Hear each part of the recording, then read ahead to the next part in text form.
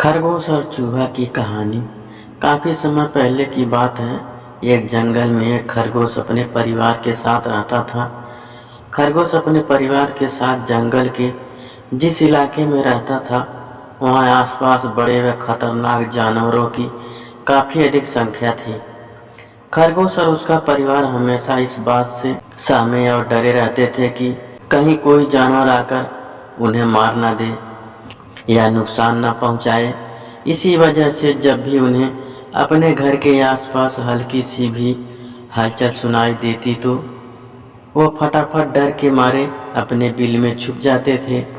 खरगोश पर दूसरों जानवरों का डर इस कदर हावी था कि उनकी आहट तक सुनने भर से कई खरगोशों की डर से ही मौत हो गई थी। रोज रोज इस डर को सामने देखकर वो खरगोश बेहद परेशान रहने लगा था। इसी बीच एक दिन घोड़ों का दल उनके घर के पास से गुजरा और घोड़ों की आवाज़ सुनकर सभी सहम गए।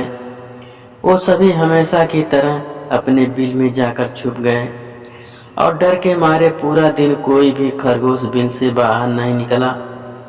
यहाँ तक कि खाने की तलाश में भी कोई बाहर नहीं गया। खरगोशों और अपने परिवारों को इस हालत में देखकर वो खरगोश बहुत दुखी था। उसने भगवान से शिकायत कर उन्हें कोसते हुए कहा कि हे भगवान, आपने हमें इतना कमज़ोर क्यों बनाया है। इस तरह से हमें और डरकर जीने का आखिरी क्या फ़ायदा। हमें हर दिन अपनी जान का खतरा और डर बना रहता है।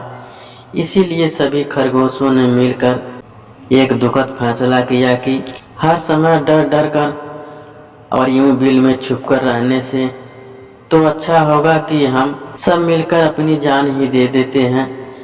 ऐसे डर कर जीने से तो बेहद होगा कि हम एक साथ अपना जीवन त्याग दें।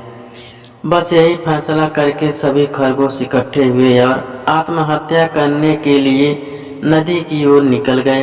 अब खरगोश और उसका पूरा परिवार नदी के पास पहुंच चुके थे। उसी नदी के पास बहुत सारे चूहों का बिल था।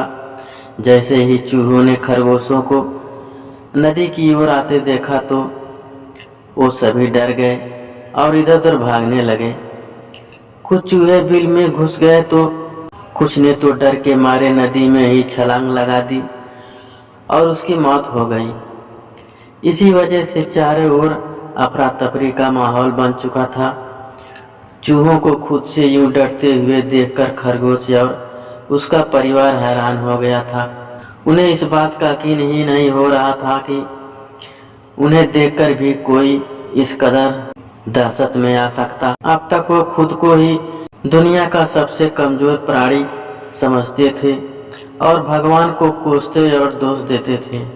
लेकिन अब खरगोशों को समझ में आ गया था कि ईश्वर ने दुनिया में कई तरह के भिन्न भिन्न प्राणियों और जीव जंतुओं को उनकी अपनी अलग अलग खासियत के साथ बनाया है।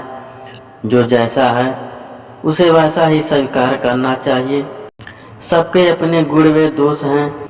अगर किसी में कमी है तो उसमें कुछ विशेष गुण भी है।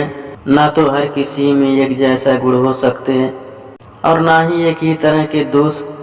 अब खरगोश अपने गुणों को भी पहचान चुके थे और वे समझ चुके थे कि सिर्फ अपने डर और दोष पर ये ध्यान देकर ऐसे डरना और जीवन त्यागना गलत फैसला है। वे समझने के बाद खरगोश और उसका परिवार घर वापस आ गया।